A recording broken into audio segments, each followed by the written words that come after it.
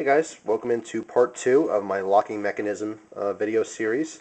Part 1 I left off kind of explained the difference between a liner lock and a frame lock. I'll quickly go over that again. Big difference is going to be your thickness, your width, okay, of that piece. Frame locks generally are going to be a lot thicker, a lot stronger. The big benefit frame locks have over liner locks is the fact that because this is open here, your grip, when you grip the knife, actually gives you more strength on your lock. Okay, if you can imagine, my hand coming around here as I'm squeezing. What I'm doing is I'm literally holding this lock over, okay, which is in the way of the blade. Okay, so the blade cannot move, and that's how these work. Is basically there's two cutouts. Specifically in this one, there's two cutouts. Sometimes it's one. I actually have a jeweler's loop here. I will show you that closer. See the cutouts in the handle, two half moon shapes. Now by making those cutouts there, what you're doing is you're making the metal want to move over. Okay, it just wants to go over now because of those cutouts. It's bending. Okay, so what happens is as your blade is opening up and your tang is flat on the bottom, so when that opens up all the way, now the tang's not in the way anymore, so this piece of metal that wants to move over does move over. And it actually gets in the way on the bottom of the tang. They meet up, okay, like two squares. Imagine this being the top of the liner lock, top of my hand, and this being the base of the blade. They're literally just locked together, okay? So this blade can't pivot anymore because now the lock is in the way. So that's how they work. Very easy to operate one-handed, as you see here. Something I've noticed, and no one really mentions this much, but as far as frame locks go, I would say mostly liner locks. I've never seen a liner lock that's set up for a lefty. Because there's so many more righties than there are lefties, this is easy to operate in the right hand by pushing over this way. Okay, if you're lefty, I've never seen the liner lock cut out on the other side of the liner so that a lefty can push this over. If you're lefty, I guess you're just kind of used to using liner locks like this, pulling up, okay, which to me, it feels very awkward to pull up as opposed to push down. Probably because I'm not lefty, but if you're lefty, you get kind of a bum deal in the knife world because most knives are, designed for righties.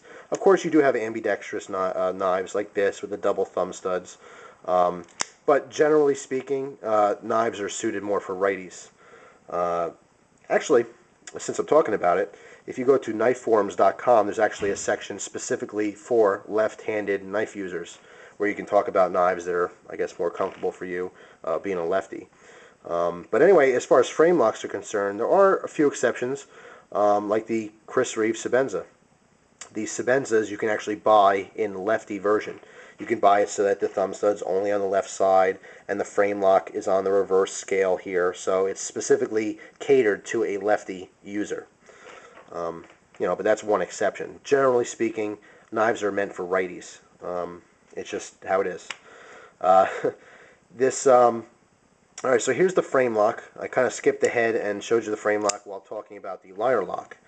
Let me give you another comparison with a smaller liner lock. This was the Kershaw Cyclone, the full-size Cyclone, and here I'm going to show you the Kershaw Scallion. Again, liner lock, just smaller, as you see here. Okay, so these liners, I don't have exact width on this, but they're fairly thin. This is probably the average size liner lock. And again, comparing that to the frame lock is quite literally about twice as thick.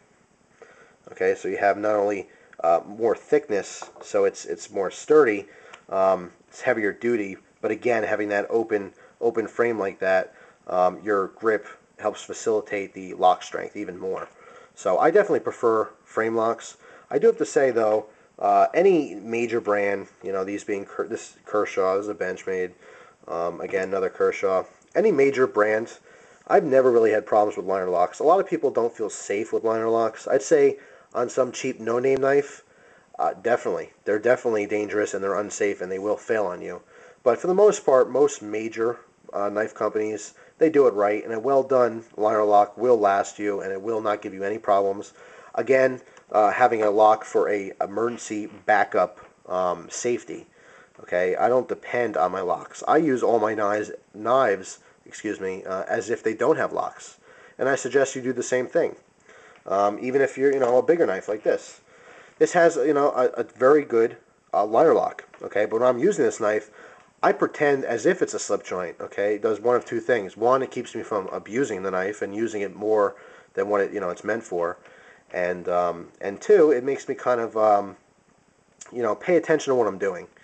And that's how you can't not have accidents. I mean, you can't stop accidents. That's obviously what they are. They're accidents. They're not planned. But you can do certain things, okay, to limit how many accidents will happen. Okay, again, common sense and just good, safe habits.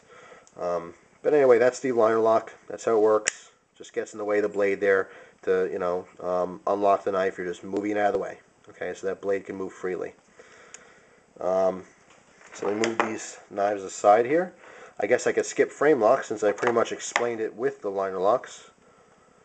There's just one example of a frame lock.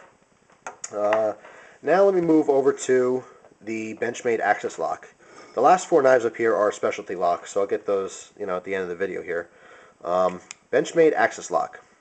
I actually have a whole video where I take a Benchmade Model 420 resistor apart to show you the inner workings of an access lock. They're great. I don't know what to say. They're proven locks. They're extremely strong. They're, as you see here, very easy to operate. I generally use both my pointer finger and my thumb to take the lock off. Okay, as you see here, the blade can move freely. But you don't have to. You can use one if you want. Some people just use their pointer finger on the back to unlock the knife. Okay, some people just use their thumb in the front to unlock the knife. It doesn't matter, whatever's comfortable to you. I kind of use the pocket clip to grip onto, and then use both fingers. I just find that easy. But it's fast deploying. It's very strong lockup. Just absolutely awesome. Many people compare the access lock to the lockback design. Again, let me show you that lockback. The lockback has been proven for years and years of use. Like I said, in any decent knife, the lockback is never going to fail on you. Some people have said that the access lock is even stronger. I don't know if that's a fact or not, but I can tell you I've never had problems with it. And every single Benchmade that has the access lock has perfect lockup up and down. Okay, side to side, it's gonna depend on your specific knife, but you do have adjustable pivots, so you can adjust that if that bothers you. But up and down is what matters, okay? Because that's where your lock. If you have play up and down, you can't fix it. But all the Benchmades, these access locks, are fantastic. The access lock is actually so popular. I'm sure everyone's seen all the different variations on it. I mean, Cold Steel uses, I believe they call it an arc lock, or no, that's SOG uses an arc lock, which is a style of access lock, really. Cold Steel has on the Recon folders, they use something very similar to an access lock. Even Benchmade, the Benchmade Ambush uses a similar locking mechanism as the access lock. So far it's been proven, it's been copied. It's a very good, efficient, easy to use locking mechanism. And because it locks the blade strong, it's a winner. Let me quickly go over these kind of specialty locks. This is an Opinel number 9. This is what's called a bolster lock, or sometimes referred to as a collar lock. Okay, and when the blade's open, the bolster itself pivots around. Okay, and let me show you in the jeweler's loop here, because it's a little hard to see. There we go. See there, the collar. Whoops. The collar itself pivots around the frame. So let me show you. This is it unlocked. See here, it's open to the handle. And as I rotate this, I'm quite literally just putting the metal right in front. See, there's the front of the blade underneath. So that blade has nowhere to go.